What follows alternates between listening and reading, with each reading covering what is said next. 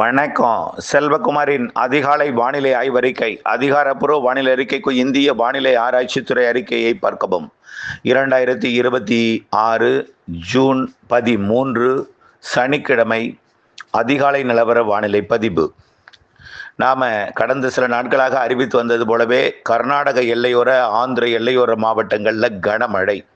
டெல்டாவின் கோடியக்கரை முனை வரை எட்டி பிடித்திருக்கிறது நேற்றைய மழை. பல்வேறு மாவட்டங்களில் பரவலாகி இருக்கிறது மாலை இரவு இடிமழை பொழிவு. டெல்டா மாவட்டங்களில் நேற்றைக்கு நல்ல மழை பொழிவு கொடுத்துருக்கு. நாகப்பட்டினம் மாவட்டம், அதாவது நாகப்பட்டினம் மாவட்டம் கோடியக்கரை முனையை மழை எட்டிவிட்டாலே தமிழ்நாட்டிலே மழை பொழிவோட, வெப்பச்சலன இடிமழை பொழிவோட பரப்பு கூடும். அதே நேரத்தில் தென்மேற்கு பருவமழை கொஞ்சம் தொய்வாக இருக்கும். இது ரெண்டில் ஒன்று தான் தீவிரமாக இருக்கும்.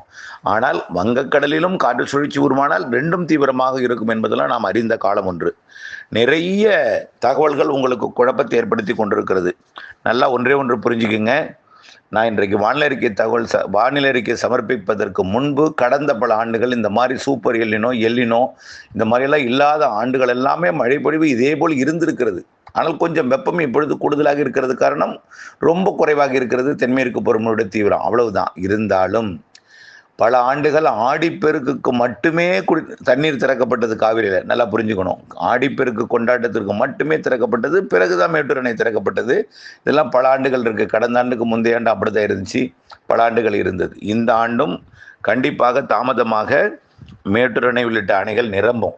பொதுவாக எல்லா நாளும் நம்ம சொல்லியிருக்கிறோம் வானிலை அறிக்கை எல்லாத்துலேயுமே ஆகஸ்ட் மாதம் தான் கர்நாடகா அணை நிரம்பும். கர்நாடகாவிலேருந்து ஆகஸ்ட் தான் மேட்டூருக்கு தண்ணீர் வரும். மேட்டூர்லாம் கர்நாடகாவிலிருந்து வந்த தண்ணி திடீரென்று வெள்ளப்பெருக்கையும் ஏற்பட்டு, ஆரம்ப கட்டத்தில் ஜூனில் பற்றாக்குறை இருந்தது, திடீரென்று வெள்ளப்பெருக்கையும் ஏற்படுத்தி கடலுக்கு திறந்து விடப்பட்ட காலமும் இருக்குது. புரியுதுங்களா? ஆகவே வெப்பசலன இடிமழை பிடிப்பு தற்பொழுது பெய்து கொண்டிருக்கிறது. இதனைத் தொடர்ந்து வரக்கூடிய மாத இறுதி 10 நாள் தென்மேற்கு பருவமழை தீவிரமடையும். அதற்கப்புறம் ஜூலை முதல் 10 நாள் தென்மேற்கு பருவமழை தொடர்ந்து கொண்டிருக்கும் தீவிரம். பிறகு ஒரு 10 நாள் தீவிரம் குறைந்திருக்கும். மீண்டும் ஜூலை இறுதியில் ஒரு 10 நாள் தென்மேற்கு பருவமழை வலுவாக இருக்கும். என்ன சார் 20 நாள்னு சொன்னீங்க, 10 நாள்னு சொன்னீங்களா? நான் முன்னாடி 10 நாள் சேர்த்துருக்கேன் பாருங்க. ஜூலை முன் 10 நாள், இடையில 10 நாள் கேப், பின் 10 நாள். ஆக அந்த மாதத்தில் 20 நாள் இருக்குது. ஏன்னா இந்த கொஞ்சம் தள்ளி போகிற காரணத்தினால இந்த மாதத்தில் 15 எதிர்பார்த்தது 18 இருந்தது, இப்பொழுது 20 இருக்கிறது. எந்த மாற்றமும் இல்லை. இதற்கு மேல் தள்ளி போவதற்கு வாய்ப்பில்லை. இருந்தாலும் 20ஆம் தேதியிலிருந்து மாத இறுதி வரைக்கும் ஒரு 10 நாள் நல்ல வலுத்த தென்மேற்கு பருவமழை இருக்கும். அதே நேரத்தில் தமிழ்நாட்டில் வெப்பசலன மழை பொழிவும் இருக்கும். அப்புறம் ஜூலை முதல் 10 நாள் நல்லா தொடர்ந்து வலுத்து இருக்கும். அப்புறம் ஒரு 10 நாள் கேப் இருக்கும். அப்போ வெப்பசலன மழை தமிழ்நாட்டில் தீவிரமாக இருக்கும். பிறகு ஜூலை இறுதியில் அணைகளை நிரப்பும் மழை, கர்நாடக அணைகளை நிரப்பும் மழை இருக்கும். பிறகு அதே நேரத்தில் தமிழ்நாட்டில் வெப்பசலன மழை, தமிழ்நாட்டில் மேற்கு தொடர்ச்சி மலையில் மழை இருக்கும். பிறகு ஜூலை முதல் 10 நாள் வலுத்திருக்கும். பிறகு ஆகஸ்டில் ஒரு 5 நாள் தான் கேப்பு தெரியுது. ஆகஸ்டில் பின் 15 நாள் வலுத்திருக்கும். செப்டம்பர் அக்டோபர் முழுவதுமே நல்ல மழை இருக்குது. செப்டம்பர் அக்டோபர் முழுவதுமே வெப்பசலன மழையும் வலுத்திருக்கும். ஆந்திர பிரதேச ஒட்டிய மாநிலங்களுக்கு, ஆந்திர பிரதேச எட்டியுள்ள மாவட்டங்களுக்கும் வடகடலோர மாவட்டங்களுக்கும் வலுத்த பருவமழை இருக்குது. தென்மேற்கு பருவமழை ஆந்திராவில் பெய்கிற மழை தமிழ்நாட்டுக்கு பெய்யும். கர்நாடகாவுடைய வலுத்து பெய்யும் செப்டம்பரில். அக்டோபரில் வடகிழக்கு பருவமழை தொடங்கியது போலவே இறுதி கட்டத்தில் தென்மேற்கு பருவமழை வலுவாக இருக்கும். தொடர்ச்சியாக வடகிழக்கு பருவமழை தொடங்கிடும். வடகிழக்கு பருவமழை இந்த வருடம் அபரிவிதமாக இருக்கும் என்பதுதான் நம்முடைய ஆய்வறிக்கை. நல்லா புரிஞ்சுக்குங்க. அதற்கெல்லாம் காரணம் பின்னாடி அடுத்து இதோடு வரக்கூடிய ஒரு அறிக்கையை சமர்ப்பிக்கிறேன். அதுக்கு எல்லா காரணமும் நம்ம ஏற்கனவே சொல்லி வந்த காரணம் தான். அதில் எந்த மாற்றமும் இல்லை. மீண்டும் ஒரு முறை இப்போ உள்ள படத்தை எடுத்து வழங்குகிறோம். படம் இல்லாமல் நம்ம சொல்லலாம், ஏதோ ஒரு படம் இல்லாமல் சொல்ல முடியாதுன்னா உங்களுக்கு நம்ம அறிக்கைக்கு எது சாதகமாக இருக்கோ அந்த படங்களை வைத்து உங்களுக்கு விளக்குகிறேன். புரியுதுங்களா? ஆகவே தொடர்ந்து இணைந்திருங்கள் இந்த அறிக்கையில். இப்போ பாருங்கள், நேற்றைக்கு எங்கெங்கெல்லாம் மழை பெய்யுதுன்னா, நாகப்பட்டினம் மாவட்டம் கரியாப்பட்டினம் 5 சென்டிமீட்டர் மழை பெய்திருக்கிறது. மூலக்கரையும் 5 சென்டிமீட்டர் மழை பொழிந்திருக்கிறது. அதே போல் நாகப்பட்டினம் மாவட்டம் வலிவளம் 2 சென்டிமீட்டர் மழை. திருவாரூர் மாவட்டம் உதய மார்த்தாண்டபுரம் 64 மில்லிமீட்டர், 6.5 சென்டிமீட்டர் மழை பெஞ்சிருக்குங்க. உதய மார்த்தாண்டபுரம் இது எங்கே இருக்குன்னு பார்த்தீங்கன்னா, முத்துப்பேட்டை திருத்துறைப்பூண்டி சாலையில் இருக்கிறது இந்த உதயமார்த்தாண்ட. அப்போ உதயமார்த்தாண்டபுரத்துக்கு இதே மழைன்னா அப்போ எடையூர், அதை தாண்டி அதற்குரிய பகுதிகள் எல்லாமே, அதாவது வடக்கே பெருக வாழ்ந்தான், சித்தமல்லி, அதனை ஒட்டியுள்ள பகுதி எல்லாமே நல்ல இந்த மழைப்பொழிவு கொடுத்துருக்கும். அதே போல் தஞ்சாவூர் மாவட்டம் அதிராம்பட்டினம் 3 சென்டிமீட்டர் மழை பொழிந்திருக்கிறது.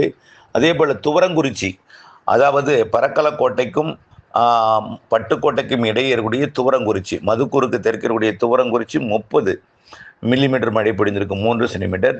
அதே போல் திருமங்கலக்கோட்டை மலையூர் 2 சென்டிமீட்டர் மழை. டெல்டாவில் திருவாரூருக்கு தெற்கே முத்துப்பேட்டை வரைக்கும் மழை. ஆனால் சில இடங்களில் கொஞ்சம் ஏற்ற இறக்கத்துடன் இருந்தது. பல இடங்களில் கனமழை பொழிவும் இருந்திருக்கு. 6.5 சென்டிமீட்டர் வரைக்கும் உதயமார்த்தாண்டபுரம் மழை பொழிந்திருக்கு திருவாரூர் மாவட்டம். 5 சென்டிமீட்டர் வரைக்கும் மழை பொழிந்திருக்குது நாகப்பட்டினம் மாவட்டம் தெற்கு பகுதியில். அதே போல் தஞ்சாவூர் மாவட்டத்தில் 4 சென்டிமீட்டர் வரையும் பெய்திருக்கு. மழை உருவான இடம் புதுக்கோட்டை மாவட்டம். ஆனால் ஆலங்குடியே கொஞ்சம் ஒதுக்கிடுச்சு. ஒதுக்கில தூறல் கொடுத்துருக்குது, லேசான மழைப்பொழிவை கொடுத்துருக்கும், பெரிய மழை இல்லாமல் ஒதுக்கியது. நேற்றைக்கு பார்த்தீங்கன்னா பெங்களூரில் கொட்டி திருத்தது கனமழை. பெங்களூரு நேற்றைக்கு போக்குவரத்து நெரிசல் ஏற்படும் அளவிற்கு, சாலையில் நீர் தேங்கும் அளவிற்கு பெங்களூரில் கனமழை. அந்த மழைப்பொழிவு கர்நாடக எல்லையோர பகுதிகளையும் கொட்டித்திருக்கு. கிருஷ்ணகிரி மாவட்டத்தில் 78 மில்லிமீட்டர் நெரிகம், 78 மில்லிமீட்டர் ஒசூர் அருகே உள்ள, அதாவது அந்த ஒசூருக்கு கிடைக்க உள்ள பகுதி. பெரும்பாலான பகுதி எல்லாமே 5 சென்டிமீட்டர் 6 சென்டிமீட்டர் மழை கிருஷ்ணகிரி மாவட்டத்தில். அடுத்தபடியாக பார்த்தீங்கன்னா அதே தருமபுரி கிருஷ்ணகிரி மாவட்டத்தில் 7 சென்டிமீட்டர் வரைக்கும் மழை பொழிந்திருக்கிறது.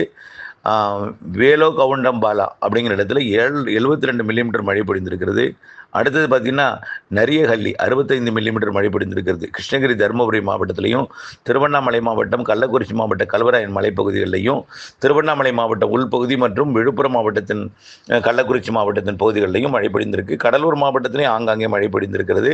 நீலகிரி மாவட்டத்திலையும் மழை பொழிந்திருக்கு, நல்ல மழை. கன்னியாகுமரி மாவட்டத்தில் தொடர்ச்சியாக எல்லா நாளும் மழை தான், நல்ல மழை. கன்னியாகுமரியில் பரவலாகவே தொடர்ந்து பொழிந்து கொண்டிருக்கு. அந்த மழைப்பொழிவு பார்த்தீங்கன்னா திருச்செந்தூர் வரைக்கும் கூட மழைப்பொழிவு எட்டியிருக்கு, சாரல் மழை. ராதாபுரம் பகுதிக்கும் எட்டியிருக்கிறது மழை. திருநெல்வேலியோட தெற்கு பகுதி மற்றும் தென்காசி மாவட்ட குற்றாலம் பகுதியெல்லாம் நல்ல மழை, செங்கோட்டையெல்லாம். சரி, இன்றைக்கும் இப்படித்தான் மழை இருக்கும். இன்றைக்கும் பல மாவட்டங்களில் மழை இருந்தாலும் உறுதியான மழைப்பொழிவு இன்றைக்கும் கர்நாடகா ஆந்திர எல்லையோர மாவட்டங்களில் மழை பெய்யும். நேற்றைக்கு சென்னைக்கும் மழை பொழிந்திருக்கு, நல்ல மழைப்பொழிவு சென்னைக்கும் பொழிந்திருக்கு. அதை பட்டியல் மிக பெரிதாக இருக்குது. நம்ம நடந்து முடிந்ததை நாம் மாலை அறிக்கையில் கூட நீங்கள் செய்தித்தாளில் கூட நீங்கள் படித்துக்கொள்ளலாம், பார்த்துக்கொள்ளலாம். மிகப்பெரிய பட்டியல் இருக்குது. அது மதிய அறிக்கையிலையோ மாலை அறிக்கையிலோ நான் உங்களுக்கு சமர்ப்பிக்கிறேன் முழுமையாக வந்த பிறகு. ஆனால் பல மாவட்டங்களில் நல்ல மழை பொழிந்திருக்கு, சில மாவட்டங்களை ஒதுக்கியிருக்கக்கூடிய மாவட்டங்களில் வரக்கூடிய நாட்களில் மழைப்பொழிவை கொடுக்கும். இன்றைக்கும் தருமபுரி, கிருஷ்ணகிரி, சேலம் மற்றும் திருவண்ணாமலை, திருப்பத்தூர், வேலூர், ராணிப்பேட்டை மற்றும் அதே போல சென்னைக்கு குறைவாக எட்டினாலும் இன்றைக்கும் சென்னைக்கு மழை இருக்கிறது. அதே போல திண்டுக்கல் மாவட்ட கொடைக்கானல் மலைப்பகுதி, மதுரை மாவட்டத்தோட வடக்கு பகுதி, அதே போல திண்டுக்கல் மாவட்டத்தோட கிழக்கு பகுதி, நத்தம் உள்ளிட்ட பகுதிகள், அதே போல சிவகங்கை மாவட்டம், புதுக்கோட்டை மாவட்டத்திலையும் இன்றைக்கு மழை இருக்கு. நாளைக்கு பார்த்தீங்கன்னா இதை விட கூடுதல் மழை பொழிவு இருக்கு. நாளைக்கு பார்த்தீங்கன்னா டெல்டாவிற்கு, நாளைக்கு இன்றைக்கும் டெல்டாவுக்கு இருக்கு, குறைவான பரப்பில் இருக்கலாம், அல்லது நேற்று ஒதுக்கி இருக்கிற இடத்துல இன்னைக்கு பெய்யலாம். ஆனால் நாளைக்கு பார்த்தீங்கன்னா ராமநாதபுரம் உள்பகுதி, சிவகங்கை, புதுக்கோட்டை, மதுரை, திண்டுக்கல் மாவட்டத்தின் தெற்கு பகுதி, கொடைக்கானல் மலைப்பகுதி மற்றும் நத்தம் சுற்றுவட்டார பகுதி, திருச்சி மாவட்ட பகுதி, புதுக்கோட்டை மாவட்ட எல்லையோர திருச்சி மாவட்ட பகுதி, டெல்டா மாவட்ட பகுதிகள், வடக்கு பகுதிக்கும் உண்டு. நாளை மத்திய பகுதி உறுதியாக உண்டு. திருச்சி வடக்கு, அரியலூர், பெரம்பலூர், கடலூர், மயிலாடுதுறை, காரைக்கால், நாகப்பட்டினத்துக்கு உண்டு, டெல்டா உண்டு, நாகப்பட்டினம் உண்டு. அதே போல் கடலூர், கள்ளக்குறிச்சி, விழுப்புரம் மற்றும் புதுச்சேரி, திருவண்ணாமலை, திருப்பத்தூர், வேலூர், ராணிப்பேட்டை, சென்னை, திருவள்ளூர், காஞ்சிபுரம், செங்கல்பட்டு, கிருஷ்ணகிரி, தருமபுரி, சேலம், நாமக்கல், ஈரோடு, கோயம்புத்தூர் இங்கெல்லாம் நல்ல மழைப்பொழிவு தெரிகிறது. நாளைக்கும் மேற்கு தொடர்ச்சி மலையிலையும் மழை இருந்துகிட்டே இருக்கும், ஆனால் கொஞ்சம் தீவிரம் குறைந்திருக்கும்.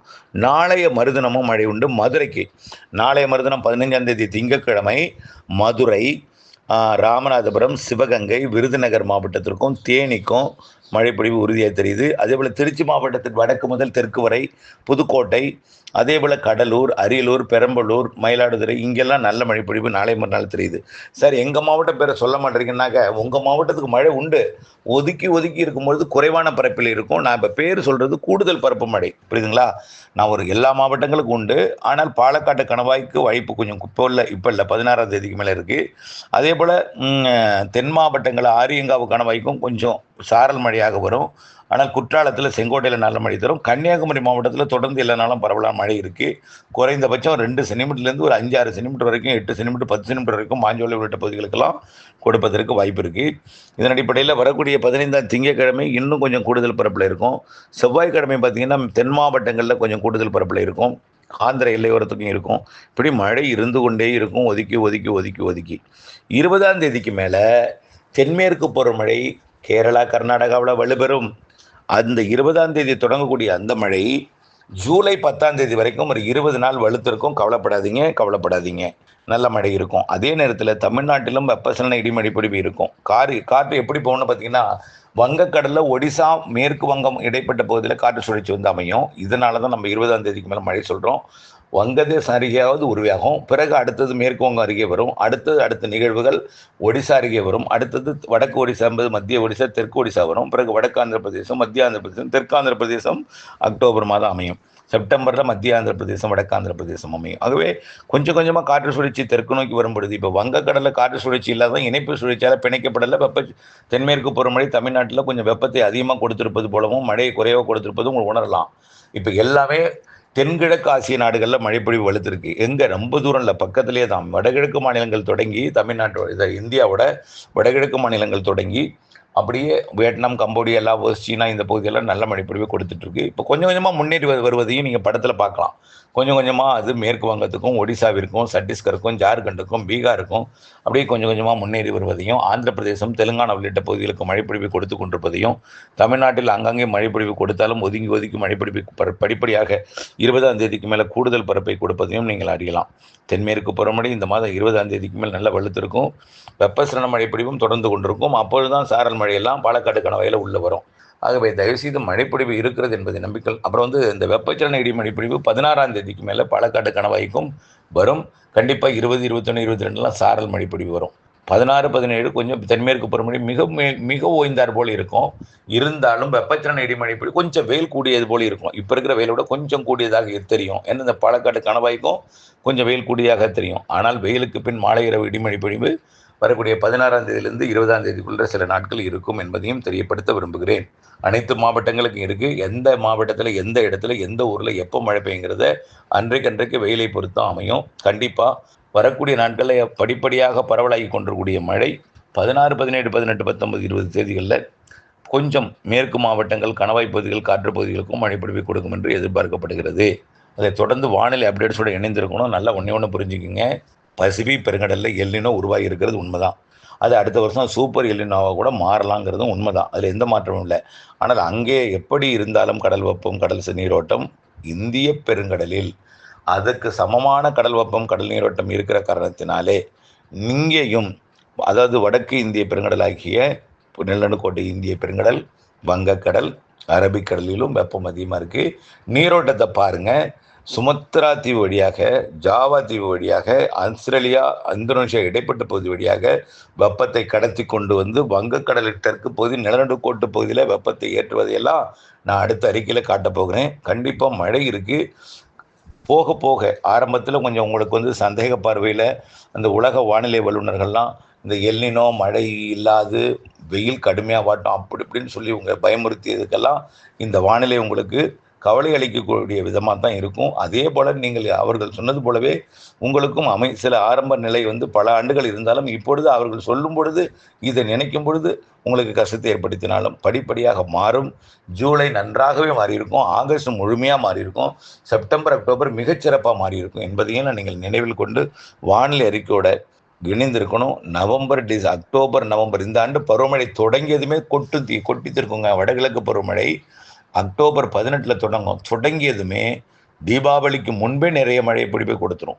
பெருசாக இந்த வருஷம் இடைவெளி இருக்காது. இடைவெளி இருக்கக்கூடிய நாள் குறைவாக இருக்கும். மழை நாட்கள் தான் அதிகமாக இருக்கும். அதையும் நம்ம ஏற்கனவே வரக்கூடிய அறிக்கையில் சொல்ல போகிறேன். இணைந்திருந்து, அறிந்திருந்து, புரிந்து திட்டமிட்ட வேளாண்மை செய்ய அன்போடு கேட்டுக்கொள்கிறேன். இப்பொழுதைக்கு இந்த மழைப்பொழிவை ஏற்றுக்கொள்ளுங்கள். படிப்படியாக வெப்பச்சலன மழை பரவலாகும். பிறகு தென்மேற்கு பருவமழை 20ஆம் தேதியிலிருந்து தீவிரமடையும். ஜூலை 10 வரைக்கும் அது இருக்கும். பிறகு ஜூலை 20 அப்புறம் நல்ல மழைப்பொழிவை கொடுக்க தொடங்கிடும். ஆகஸ்ட்டில் அணைகள் நிரம்பும்னு ஏற்கனவே சொல்லியிருக்கிறேன். இணைத்தே இருங்கள். ஆகஸ்ட்டுக்குள்ள உபரி நீரை திறக்கும் மழை இருக்கும். ஜூலை இறுதியிலேயே சில கர்நாடக அணையெல்லாம் நிரம்பி உபரி நீர் வரும் அளவிற்கும் படிப்படியாக தமிழ்நாட்டின் அணைகள் நிரம்பும் அளவிற்கும் வாய்ப்பு இருக்குது. இணைந்தே இருங்கள் அப்டேட்ஸுடன். நன்றி.